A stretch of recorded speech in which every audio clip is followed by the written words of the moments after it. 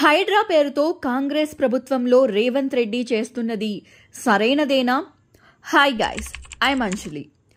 ఈ మధ్య ఎక్కువగా హైడ్రా పేరు వినిపిస్తుండటంతో పాటు దాని గురించిన చర్చలు కూడా గట్టిగానే వినిపిస్తున్నాయి. ఇక ఈ మధ్య కాలంలో రేవంత్ రెడ్డి హైడ్రాని అడ్డుపెట్టుకుని పేద మధ్య తరగతుల కడుపు కొడుతున్నాడు అంటూ వారి ఆవేదనని వ్యక్తం చేస్తున్నారు. మరి అందులో ఎంతవరకు నిజముంది? అసలు హైడ్రా అంటే ఏంటి? ఎందుకు దీనిని కాంగ్రెస్ ప్రభుత్వం నడిపిస్తుంది? అది ప్రజలకు మంచి చేస్తుందా లేదా చెడు చేస్తుందా? ఎందుకు ప్రజలు హైడ్రా విషయంలో ఆవేదన వ్యక్తం చేస్తున్నారు వంటి కొన్ని విషయాలను ఈ వీడియోలో తెలుసుకుందాం. హైడ్రా అంటే Hyderabad disaster response and assets monitoring and protection. ఇది స్థాపించబడ్డానికి కారణం హైదరాబాదులో చెరువుల స్థానాన్ని ఆక్రమించి కట్టుకున్న కట్టడాలు అన్నింటినీ కూల్చివేసి వరదలు రాకుండా చెరువుల స్థానాన్ని తిరిగి తీసుకువచ్చే ప్రయత్నం చేయడం. అయితే దీని వలన ప్రజలకి మంచి జరిగే అవకాశం ఉన్నప్పటికీ కూడా కొంతమంది నష్టపోయి వారి నివాస స్థావరాలను కోల్పోయి రోడ్డు మీద పడుతున్నారు. హైడ్రా గురించిన పూర్తి విషయాలకు వస్తే, హైడ్రా కోసం తెలంగాణ ప్రభుత్వం స్టేట్ బడ్జెట్లో నుండి 200 కోట్ల రూపాయలను కేటాయించింది. దీనిలో 2200 మంది వరకు పనిచేస్తారు. హైడ్రా కమిషనర్గా ప్రస్తుతం ఐపీఎస్ అధికారి అయిన ఏవి రంగనాథ్ గారిని నియమించారు.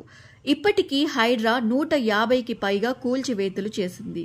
ఇంకా చెరువుల స్థానంలో ఉన్న ఎన్నో అక్రమ కట్టడాలని కూల్చివేయడానికి ముందుకు సాగుతూ వెళ్తుంది. దానిలో భాగంగానే హైడ్రా ఎంతో మంది పేద మధ్య తరగతుల వాళ్లు కట్టుకున్న వారి ఇళ్లను కూలగొడుతూ వెళ్తుంది. ఇక ఇంటి స్థలాలను ఇలా అక్రమంగా కూల్చివేయడం పైన చాలా మంది వారి ఆవేదనని, బాధని వ్యక్తపరుస్తూ నిరసనలు తెలియజేయగా, కొంతమంది పెట్రోల్ పోసుకుని చావడానికి సైతం సిద్ధపడ్డారు. కానీ హైడ్రా మాత్రం అవేమీ పట్టించుకోకుండా నోటీసుల ప్రకారం ఉన్న అన్ని ఇళ్లను, కట్టడాలను కూల్చివేస్తూ వెళుతుంది. మరి హైడ్రా వలన కేవలం పేద మధ్యతరగతి వారి నివాస స్థానాలను కోల్పోయి నష్టానికి గురవుతున్నారా అంటే కాదనే చెప్పాలి.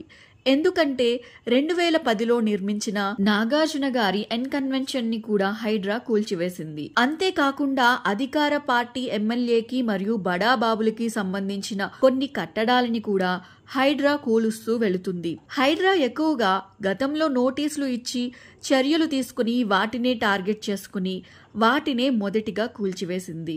వాటితో పాటు అక్రమంగా చెరువులలో ఎక్కువ భాగాన్ని ఆక్రమించి కట్టిన కట్టడాలను కూడా కూల్చివేసింది.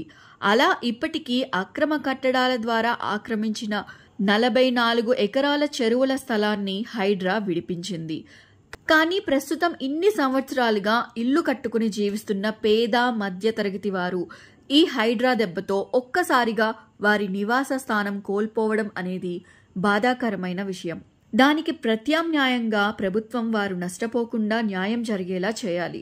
ఎందుకంటే ఒకానొక సమయంలో వారు ఉంటున్న స్థానాల్లోనే బ్రతకడానికి ఒప్పుకున్న ప్రభుత్వం ఇప్పుడు వారి బ్రతుకులని రోడ్డు పైన పడేయడం కొంతవరకు అన్యాయం. మరి ఈ విషయంలో వారు నష్టపోకుండా ప్రభుత్వం ఏదైనా చర్యలు చేపడుతుందా లేదా ఇలానే ప్రభుత్వం వారిపైన వ్యతిరేకతను కూడబెట్టుకుంటుందా అనేది చూడాలి. మరి ప్రస్తుతం కాంగ్రెస్ ప్రభుత్వం హైడ్రా ద్వారా చేపిస్తున్న పని మీకెలా అనిపిస్తుంది? మరి ఈ విషయంలో వారు నష్టపోకుండా ప్రభుత్వం ఏదైనా చర్యలు చేపడుతుందా లేదా ఇలానే ప్రభుత్వం వారిపైన వ్యతిరేకతను కూడబెట్టుకుంటుందా అనేది చూడాలి. మరి ప్రస్తుతం కాంగ్రెస్ ప్రభుత్వం హైడ్రా ద్వారా చేపిస్తున్న పని మీకెలా అనిపిస్తుందో కింద కామెంట్ సెక్షన్లో తెలియజేయండి. మరిన్ని ఇలాంటి ఆసక్తికరమైన విషయాలు తెలుసుకోవడానికి మా ఛానల్ని సబ్స్క్రైబ్ చేయడం మాత్రం మర్చిపోకండి. Thanks for watching.